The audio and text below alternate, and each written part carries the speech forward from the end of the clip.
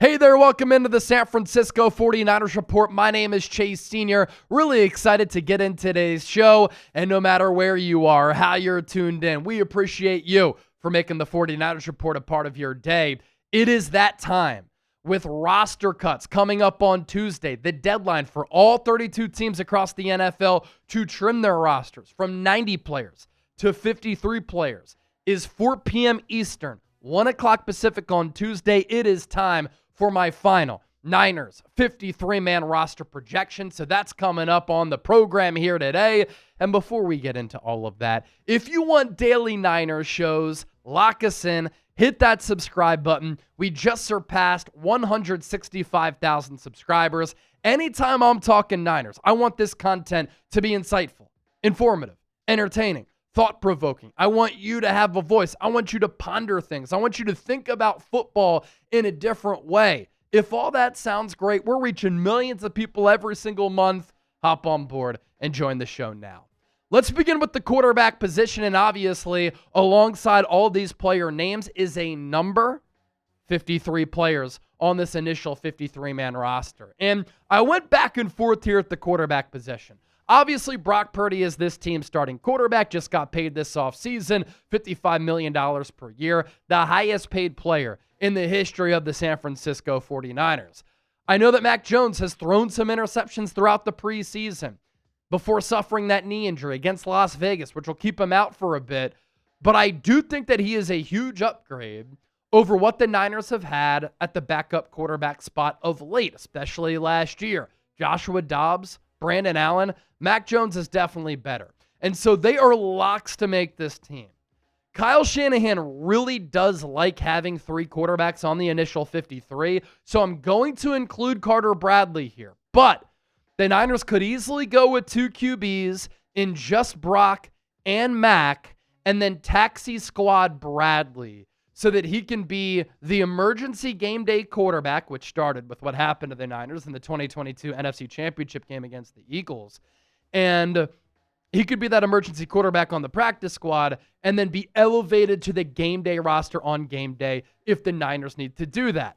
At running back, so many injuries at this position. And so this is a fascinating position because of everything that has transpired there in the backfield. And of course, with the trade on Friday for Commanders running back Brian Robinson, as the Niners gave up a 2026 6th-round pick. And so Christian McCaffrey is RB1. Brian Robinson and Isaac Guerendo will split carries to be RB2. Can Guerendo stay healthy? That's really the big question with him.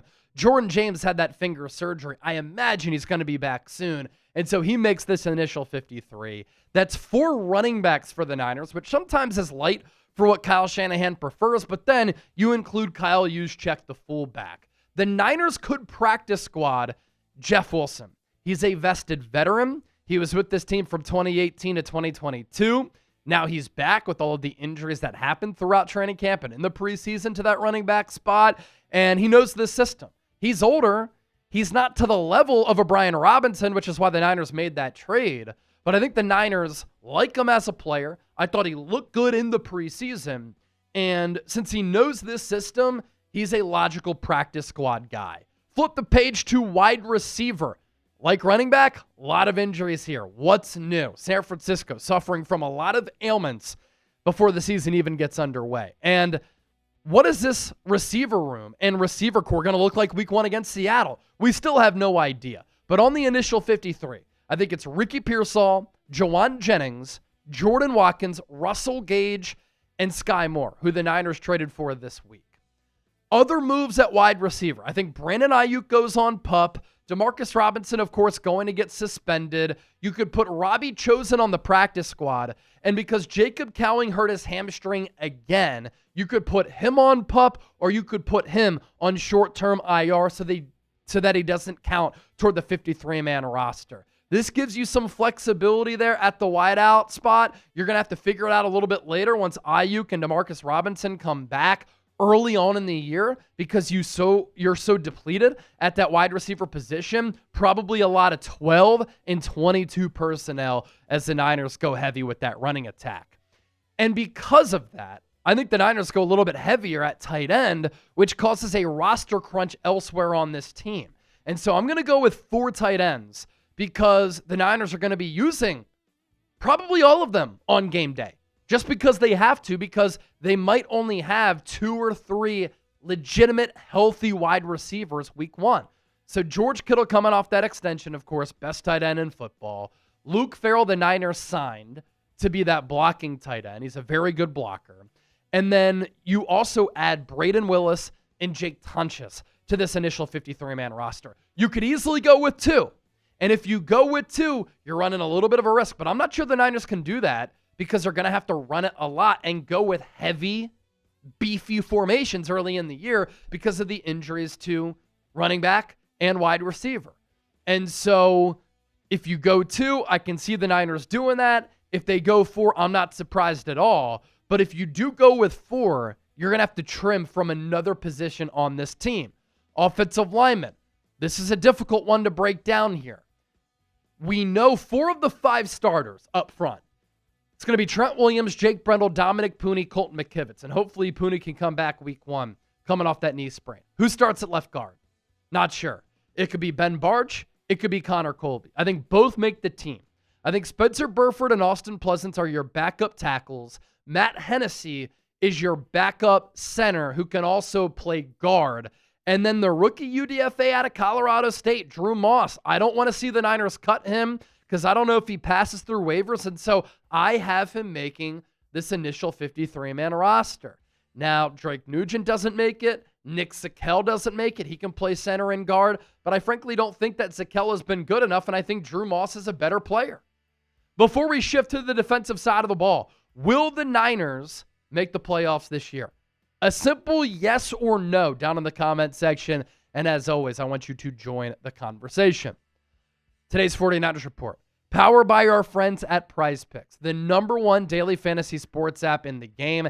Get $50 when you play your first $5 lineup right now when you sign up at prizepicks.com/CLNS. You can win big up to 2,000 times your money. PrizePicks available in 45 states. It is very simple to play. All you have to do is pick more or less on 2 to 6 player stat projections. You can get in on the action in less than 60 seconds, and all withdrawals are very fast and secure. Looking ahead to week 1, there is a special for Dak Prescott.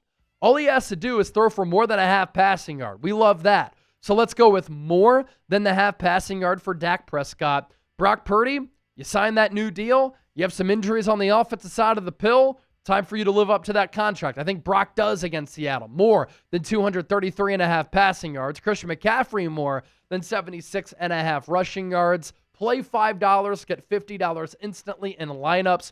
Real money sports action made easy, and it makes game day so much more fun. Sign up today, prizepicks.com/CLNS. We move forward with my roster projection to the big boys up front on the defensive side of the rock. The defensive line, Nick Bosa, Alfred Collins, CJ West, Mykel Williams, Bryce Huff, all locks to make the team. I like what I've seen from Kalia Davis at defensive tackle. Sam Okuayinonu has positional versatility. He can play defensive end and defensive tackle. Jordan Elliott is a veteran defensive tackle who came back this past week, and he was able to have some wins. And so he's a good run-stuffing player. I think he makes the team. So, too, does the rookie UDFA out of Washington, Sebastian Valdez. So that's a couple of UDFAs who make this Niners team. And because I went 4 tight ends, only 9 total defensive linemen here. On PUP, Yetur Gross-Matos. Can't recover from that knee injury for whatever reason. And then on IR is Kevin Givens. That'll be short-term IR. He won't count toward the 53. He injured his pec. Linebacker. I like the linebacking room heading into 2025. Fred Warner, Dee Winters will be your starters. Nick Martin in the preseason. A lot of good plays, a lot of bad plays. But you see so much potential and ability there. The rookie 3rd-round pick out of Oklahoma State. And so I have him making this team, and I think he's going to be a rotational guy. I'm also going to go Luke Gifford, who can play some off-ball linebacker and help you on special teams. And frankly, I was so impressed by 2024 7th-round pick out of Florida State, Tatum Bethune. I think he has to make this team. Some tough cuts here.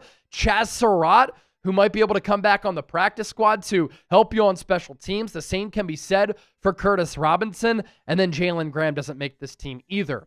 Cornerback. The Niners earlier this week put Trey Brown on IR. That opens up an opportunity for somebody to make this team. Deommodore Lenoir, Bernardo Green, Upton Stout, I think will be your starters. Chase Lucas has been a sensation throughout the preseason so far. I think he has to make it. And frankly, I think that Robert Saleh can get creative with how he uses him. And then Dallas Flowers makes it at that final corner spot. Again, you think back to tight end, right? If you go with a lesser amount of players, or a fewer amount of players at tight end, better English there, then you can carry another corner. Maybe go with 6. Maybe you do that, because I would love to have Jacob Robinson on this team. He's been good throughout training camp, barely targeted in the preseason because he's provided some really good coverage.